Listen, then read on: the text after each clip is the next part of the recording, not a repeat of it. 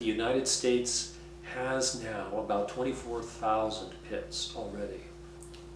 The nuclear hawks want to build a pit factory.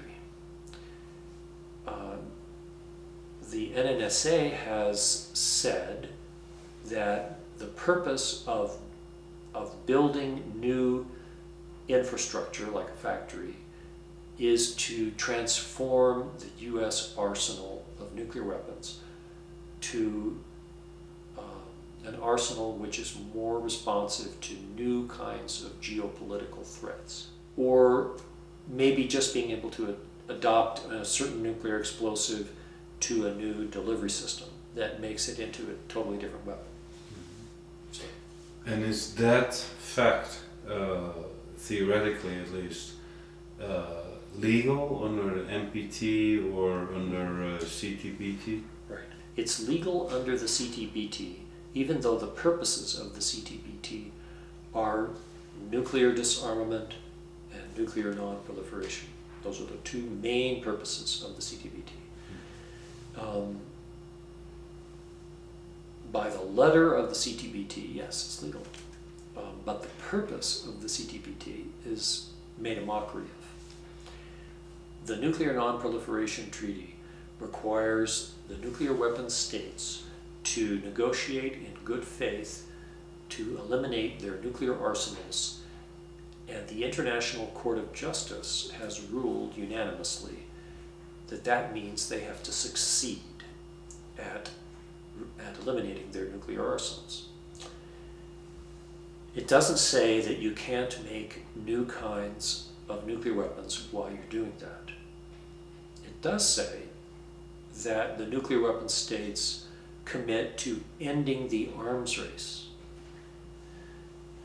So really, ending the arms race means not making new kinds of nuclear weapons. So the US will argue, and is arguing right now, that we need to make a new kind of nuclear weapon, actually several new kinds of nuclear weapons eventually, and this will enable us to decrease the number of nuclear weapons in our stock, and we can't reduce those numbers without making new kinds of nuclear weapons. This is not true, but that's what they're saying. Mm-hmm. So they're hoping to sell this to the rest of the world to provide a fig leaf for people over whom we have some sort of leverage. Just to get a sense of it, how is the Senate different from the House? Or how come the Senate wants to keep the funds coming? Is that just a question of legacy of Domenici or what? Senator Domenici does most of the thinking in the Senate on nuclear weapons, and he represents the laboratories better than anyone else in Congress.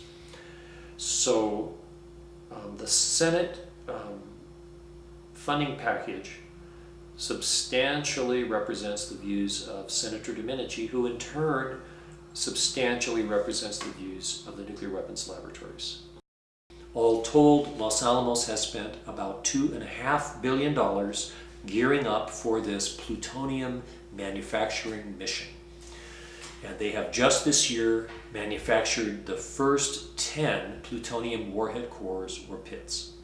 Those 10 pits are being turned into complete warheads over at the Pantex nuclear weapons assembly plant near Amarillo. These are the first warheads that the United States has built since 1989. The House of Representatives is a proponent for pausing at the choice and not rushing down the road toward a new factory. The House of Representatives overwhelmingly voted to not build the new plutonium pit factory, and they voted to cut the operating funds for plutonium manufacturing in half. They said, we don't know how many plutonium pits might be needed. We don't know really that any might be needed. So let's slow down. Let's write a new nuclear policy. Let's write a new nuclear posture that would be how many warheads do we actually need, how many, of what kind, and what does this tell us about any pit manufacturing we might have to have. And then we also want to know what are the infrastructure and program plans that you are going to put forward, and what is it all going to cost. Bring us that before you tell us that you're rushing into building a new pit factory when there's no clear basis for how big it needs to be or even whether it needs to be.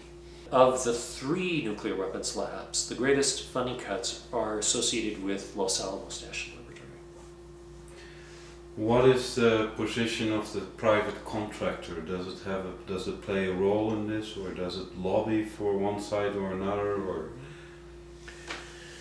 The private contractor that runs Los Alamos National Lab is a limited liability corporation composed of Bechtel, the University of California, a company called BWXT, and a company called the Washington Group. It's called LANS, Los Alamos National Security, LLC. LANS definitely does lobby in its own interests. So